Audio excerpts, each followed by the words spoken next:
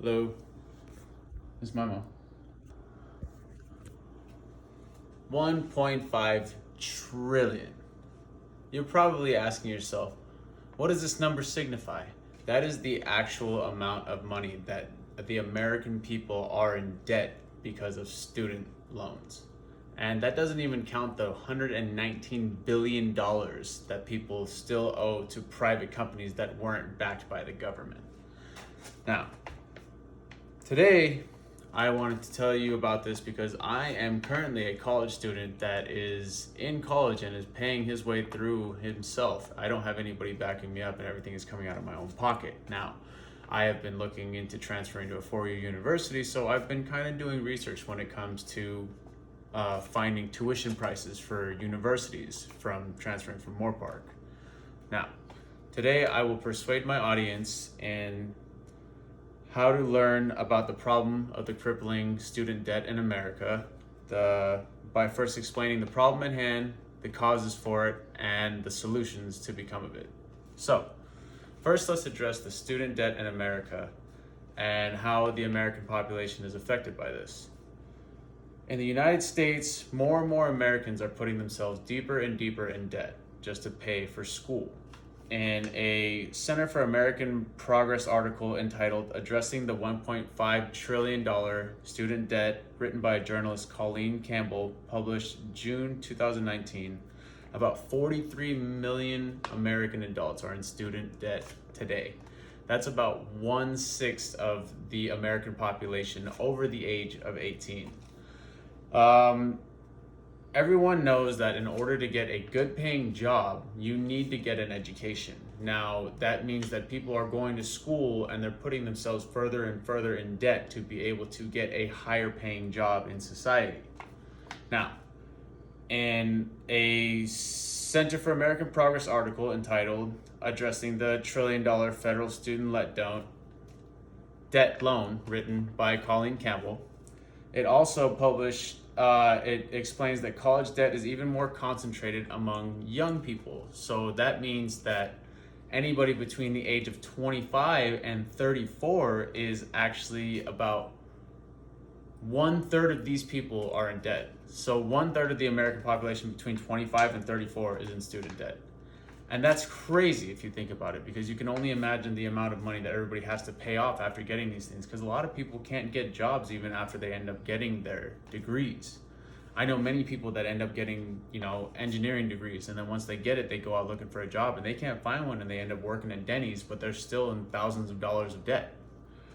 So many people usually just avoid getting a degree in general just because of the fact that they can't afford it.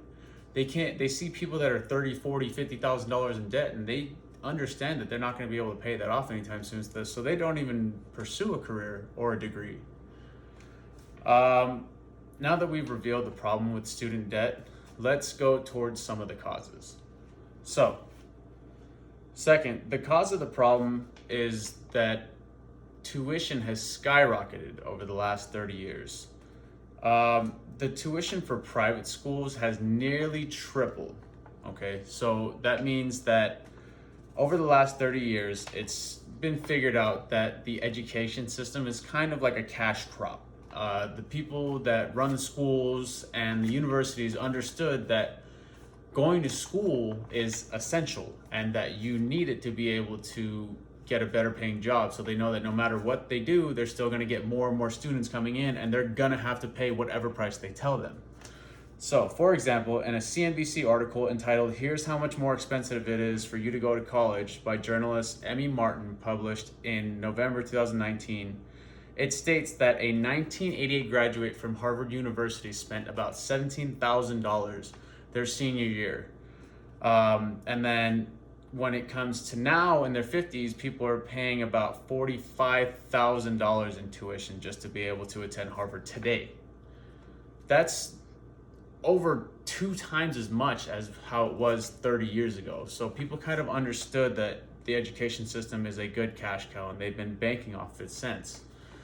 Now, for public schools, it's also been the same thing. Public schools, when you first wanted to sign up in 1988, it was about $3,200 And now when you go to sign up for college 30 years later, just for public schools, you are now paying about $10,000. That's 3 times as much as when they first were 30 years ago. So you can kind of see that even if it's private or public, both of the school prices have basically tripled, and it's only going to go up from there. So now that we've revealed the causes of student debt, let's look at some of the solutions. So we need to figure out how a solution to help lower costs for students. So the first example is that we can create nonprofit organizations that get grants from the government to get students to work for them. So if they get these students to come and work for them, then they can get grants to pay off their tuition. Or you can have it to where if students get 4.0 GPAs, then they get discounts on their tuition pricing.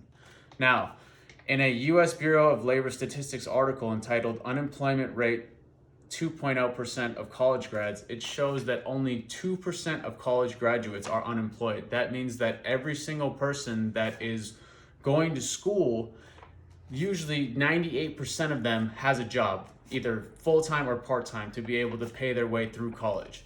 So that means that all these students that are going to college and paying for it, they have actually less time to be able to do their studies and do their work, and they're more stressed out because of it.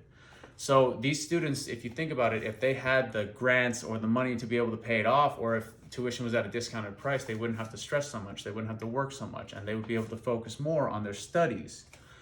Now, it is proven that most students are overworked and underpaid, and that is because they don't have a degree. So, these students are working at Denny's, they're waiters, they're busboys, they're Uber drivers, whatever it is, they have very low paying jobs, and that means that they have to work more hours to be able to make the payments that they need to be able to go to college.